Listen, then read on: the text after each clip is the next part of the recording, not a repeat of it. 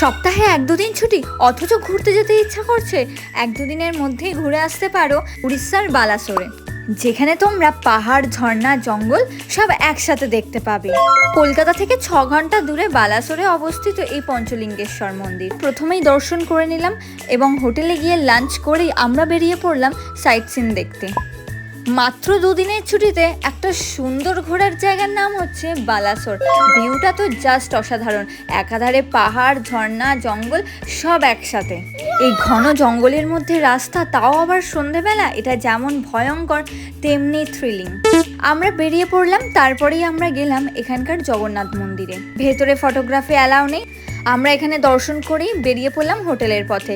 Next দিন আমরা চলে আসলাম এখানকার বিখ্যাত জগন্নাথ মন্দিরে। এখানকার শান্ত নিরিবিলি পরিবেশ আপনার মন ছুঁয়ে যাবে। প্রভুকে দর্শন করে ভোগ খেয়ে আমরা বেরিয়ে পড়লাম চাঁদিপুরের উদ্দেশ্যে।